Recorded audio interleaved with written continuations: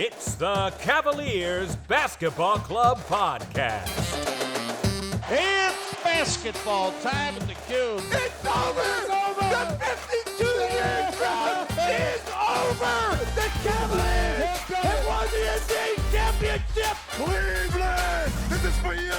Mitchell goes to the basket and buries Cornette! Garland high steps over the timeline, stumps on a dime, hits the three!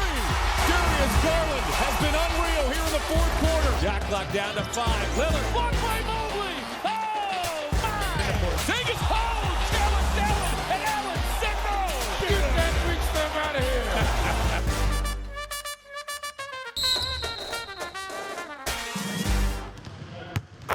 The shoot-around.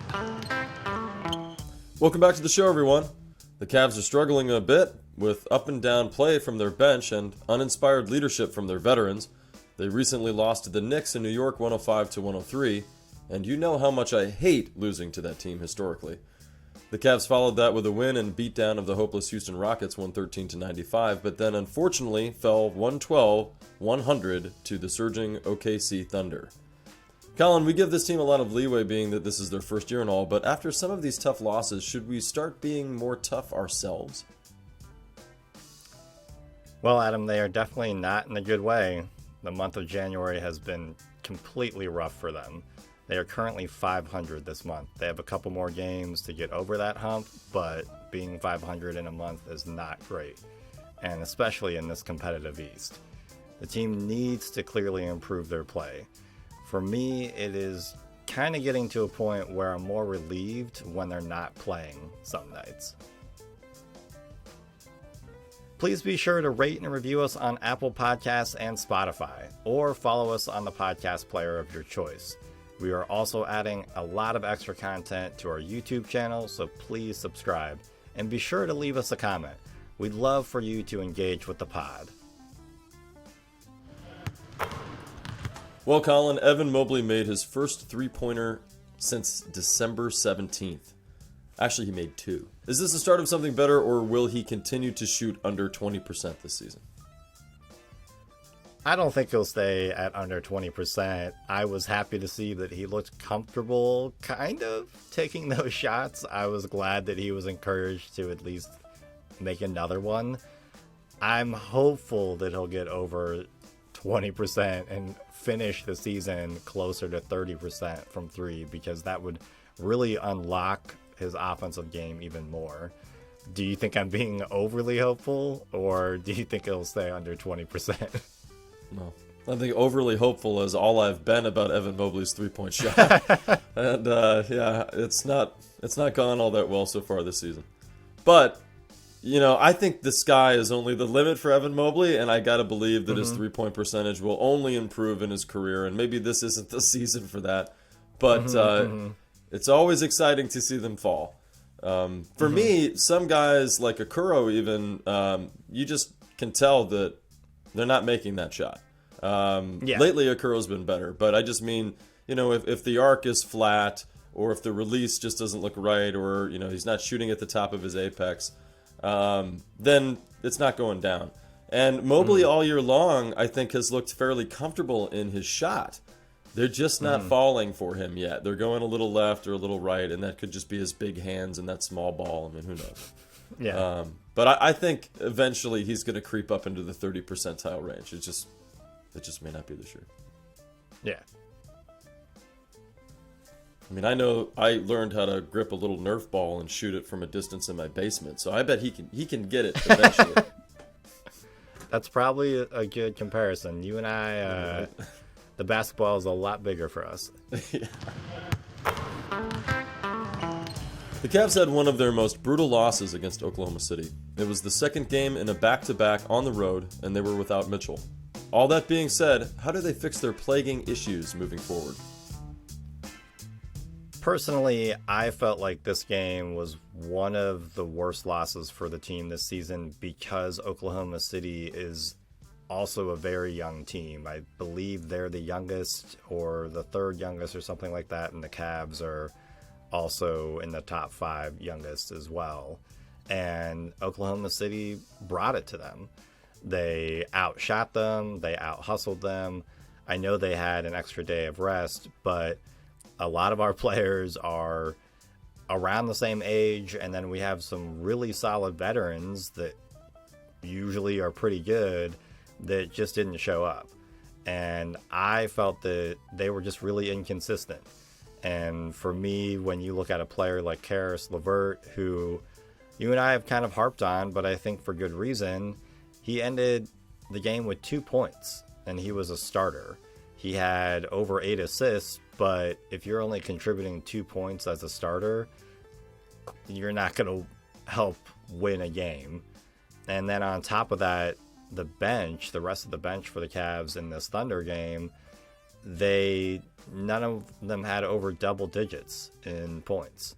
So very inconsistent play has led to some of these losses. This is kind of similar to the Knicks game, where the Knicks game, the bench was even worse.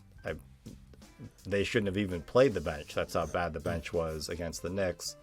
And I know that they've been without Mitchell and Love and Rubio in some of these games, specifically the Thunder game.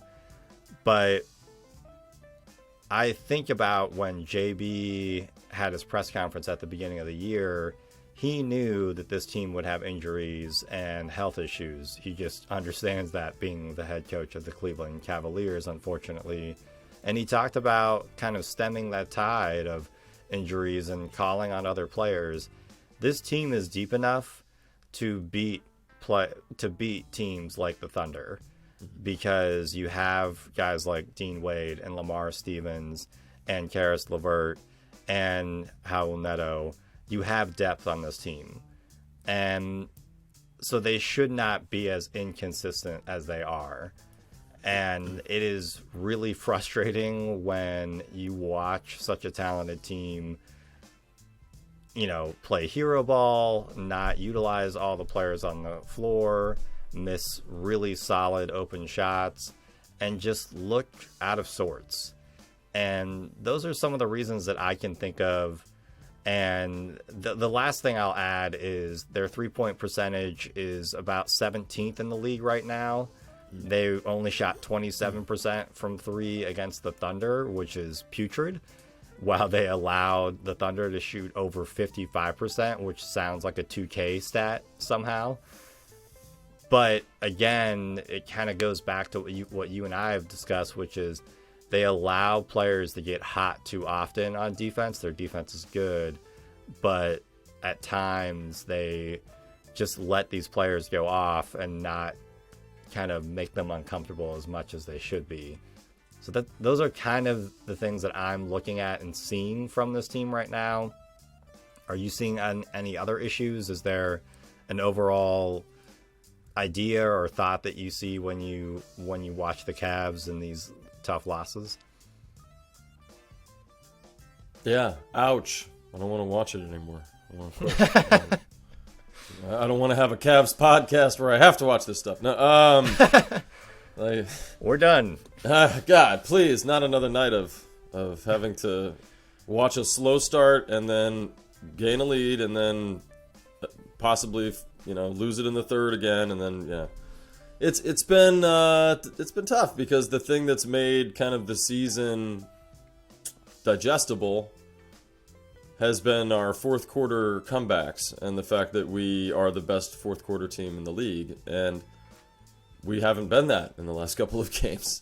Not at all. We've really been losing leads that we've been building and coming out basically with no gas left to start the fourth quarters. And the Thunder game, that was a huge kind of thing, a note that I had to put down, that with 9 minutes left, tied at 81 all, we didn't break 90 points until about the 3-minute mark. Yeah.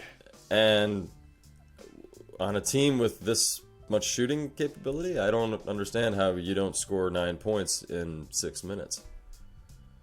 So, that's bad. That's pretty bad. That's like a word problem.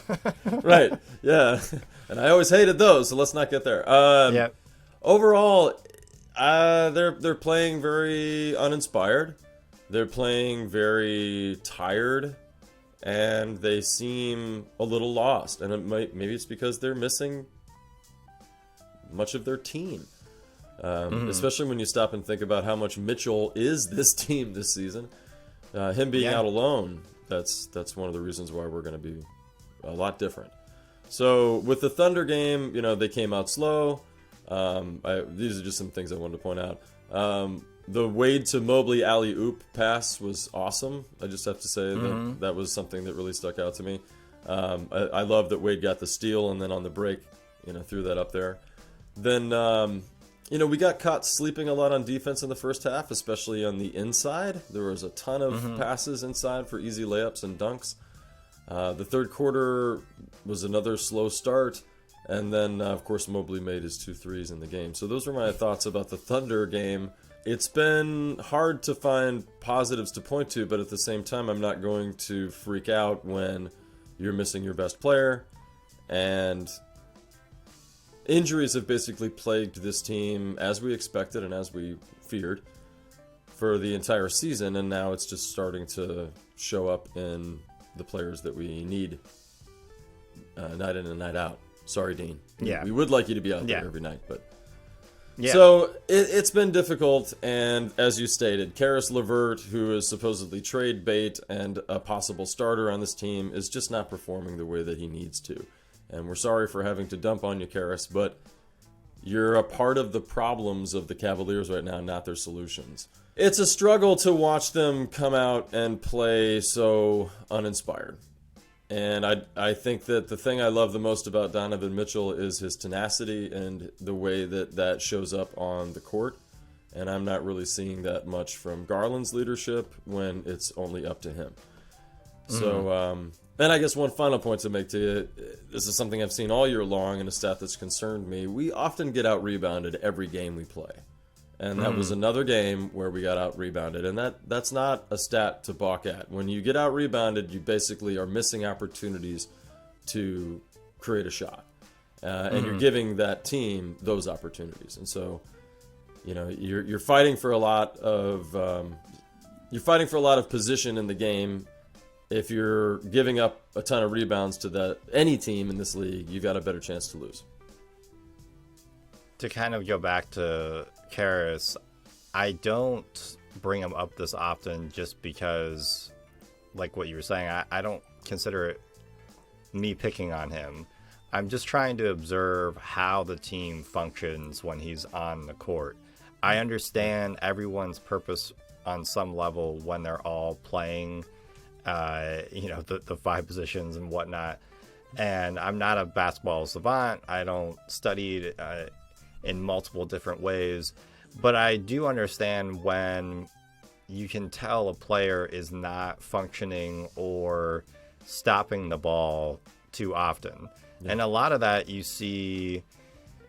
I'm used to from watching games when LeBron was on the Cavs, because LeBron ran that offense in such a functional way that when you could tell when he was off or they were missing him, how the offense would sputter or stop. And to me, that's what Karis is he is someone who stops the ball, who does not allow everyone else to function accordingly. Again, his assist numbers were great in this Thunder game, but they're about the same they have been for his career, so they haven't jumped in some great way. And then for him to look like that, and then on top of that, defensively, Zach Lowe, he just wrote an article about the Cavs defense and how kind of astounded he is about the guard play. But he brought up Donovan and Garland and how they do a great job at, chasing guys down and getting in front of people. And he brought up Okoro as well. He did not bring up Karis LeVert, because LeVert he does not look like he is functioning in that defense in a way that's allowing it to gel and actually, kind of press down on the other team's offense and force the ball. And that's also something that is kind of odd to me, because even Jetty knows where to kind of place himself accordingly. He doesn't do it well, but he usually doesn't miss assignments as well or get I don't know. It seems like he understands what everybody's supposed to do defensively more often than Karras does. And we've had him for about a year.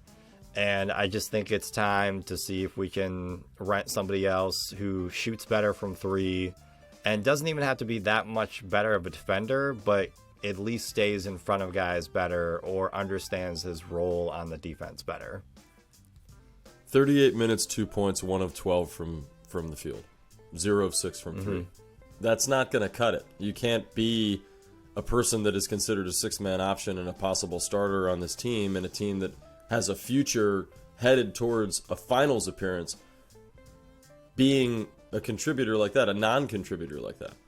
So even that alone, he has too many nights that we see that on the stat line. So you're right. He has not gelled with this team, and it's probably time to find somebody else who will.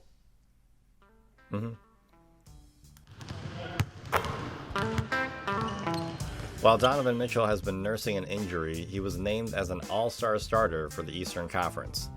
When the team traded for him, did you think he would be an all-star in his first season with the Cavs? Yeah, I think I expected that he would achieve very similar things to what he was able to do in Utah. However, I did not expect that he would go above and beyond what he was doing in Utah. And the stat line across the board for this entire season has been up. And he's shooting better just across the board. He's shooting higher in three-point percentage. His rebounds are about the same. His assists are about the same. His steals are about the same. His blocks are up. Everything has basically either hovered at the same or improved. So being that he's an all-star historically, it's great that he came to the Cavaliers and did not miss a beat. I think that we often bring up, I know I do, how we have a couple of curses on this team, and one of them is that players show a lot of promise, like Larry Hughes, people like that, and not like Donovan Mitchell level promise, but they show a lot of promise, and then they come here and they don't play anywhere near what they showed in their previous team. They forget how to shoot the three, they don't play any defense. It was kind of the curse of the LeBron years. We could never bring anybody in here to kind of match his abilities so we could get a championship. And then, of course, when he came back from Miami, he was able to start. People just wanted to come play with him by then. So it's always been an issue of just because someone is great, are they going to be great for us? And right out of the gate, he's been one of the best Cavaliers players in my lifetime, one of the best people to ever wear the uniform. So I'm thrilled that we made the trade. I think, anybody that's listeners of our podcast, that we had an episode about Sexton or Mitchell, and we felt we should keep Colin Sexton. And obviously, there's lots of reasons why we changed our mind and felt that after actually getting to see him up close, that this guy is just a singular talent, and he is possibly one of the top 10 best players in the league. So what an honor to have him on our team and to have him play in the wine and gold. Yeah, I didn't expect him. I expected him to play really well for us, and like you mentioned, to be at that same level. I didn't expect for it to be as early and as often in this season. I wouldn't have been surprised if he didn't make the All-Star game, just because he might have come into his own a little bit later in the season, or after the All-Star break, just because it takes time to gel with a team. So I wasn't really expecting him to storm out of the gate like he did. And you brought up other players in the Cavs tenure who've come to us who have not performed as well. And we, the Sean Kemp trade was kind of controversial, but even, another guy on this team, Kevin Love, underperformed when he was initially traded to the Cavs. He was not a shell of himself, but he definitely was not what he was in Minnesota initially. And he really hasn't had to be that, but he had to kind of move his game and change it. And that's what's really intriguing about Donovan is Donovan's asked to do different things than what Kevin Love was being asked to do. But Donovan has had to carry this team. He has had to really, as you mentioned earlier in the pod, dictate how this team performs on the offensive side of the ball, and he's come out lights out. I mean, he has done stuff and performed in ways that I kind of think is unimaginable. It's unfathomable. Just his agility and his accurate, play around the basket, the way he's able to finish at the rim is just freakish. And then one of my favorite types of shots from him is he'll just casually walk up to the three-point arc and drain a three right in front of somebody's face. We haven't seen that since LeBron.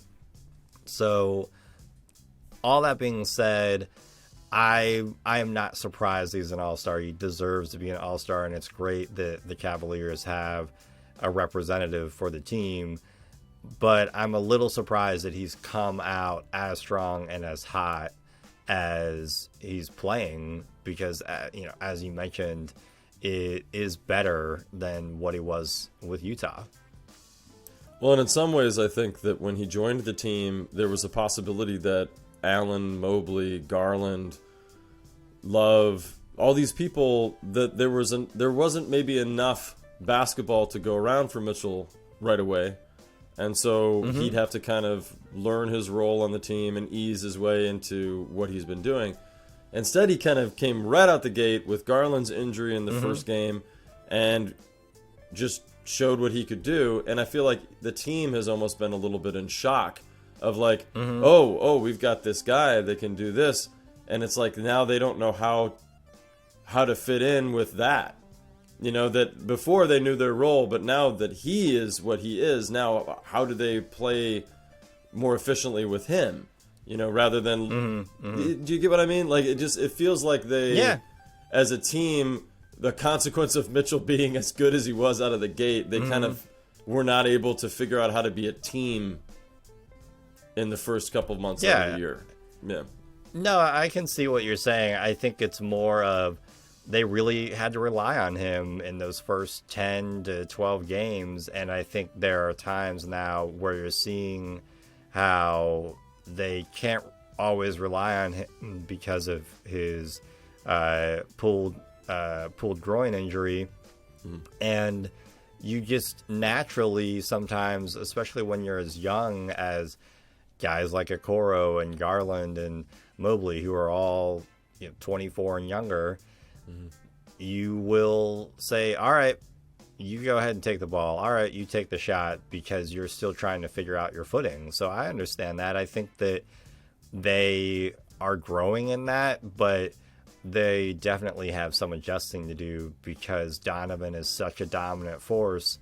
At the same time, it's nice to see that his assist numbers are up. He clearly still wants to distribute and be an impactful player. It doesn't have to be with all the shooting that he does. It can be in other ways as well. The final seconds. The Cavs' next 3 games at home are against the Clippers, Heat, and the Grizzlies. Do you think they can get 3 wins in a row? Can they at least beat the Heat? Well, the Heat have a winning record, and the Cavs have been losing to teams without winning records, so anything's possible. But the saving grace is that we're at home. So, yes, we've got a good chance to win the next 3 simply because we seem to play well at home. We are 20-5 at home. However, we are 10-16 on the road. So, let's... Those of our listeners that know that we drop things on YouTube as well, we did have an episode where we talked about why it's difficult to win games on the road in the NBA. Currently in the West, there's only one team that has an above 500 record on the road, and in the East, there's only 5 teams. And yes, we're not one of them, like I mentioned. So Anytime we play games at home, that is a good sign for our happiness, right? There's a good chance that we're going to get a win out of that. But the pendulum's going to swing here pretty soon. Just like we have come out slow in all of these games and then somehow found a way at the end to pull it out, that can't continue forever. We cannot continue to win all of our games at home and lose them all on the road and still be a decent team. Mm-hmm. So my hope is we win the next 3 simply because we really need to get something going, and then take that momentum onto the road and start changing our luck on the road. Because if we don't head more in the direction of what the Celtics are doing this year or the 76ers, we're going to get bounced pretty quick by the time the postseason begins. Rubio is quietly returning off of the injury report again and will be back for the Clippers game this Sunday. In 7 appearances this season, he's averaged 4.6 points, 2.9 assists, and 2.3 rebounds in just 14 minutes. What's the bar for him this year? Is this it? I hope this is not the bar for him. I hope that it's a little higher, because these numbers aren't getting it done. I know that he's coming back from a very serious injury in a torn ACL, the same knee that he tore his ACL earlier in his career. So I'm sympathetic, I'm empathetic, but he has to play better. We know that we want him to be the leader of that second unit, and the second unit, as we've talked about in this whole podcast, is not performing well. He was part of the issue against that Knicks game. So my hope is that Rubio's numbers improve, and especially his assist numbers. His assist numbers aren't even 3 a game. He was averaging more than 6 a game last season. I think that he really needs to do that again if he's going to be impactful. I'm not really expecting him to be an amazing shooter. He's never really done that. But if he can get his assist numbers up again, that shows that he is actually dictating play and allowing the players around him to gel and to move. And I am encouraged by how well he is moving on the floor. I don't think he's really necessarily lost a step. He looks like a guy who's still coming back from injury, but I don't think he looks like a guy who doesn't have it anymore. He still has his legs under him. He's still getting in the way of players and pestering players on defense, and really has a good air of authority or moxie, I would say, on the floor when he is playing. He's just still trying to get his sea legs under him. So hopefully this is the lowest totals of the beginning of the season for him, or when he's coming back for the season, and his numbers end at a much higher, per average rate for the rest of the year, because we really need that out of him. Rubio is looked at on this team as a big leader, and the best way to lead is through your play. So I'm really hopeful that that play improves. Thank you for listening to the Cavaliers Basketball Club podcast. Let's go Cavs!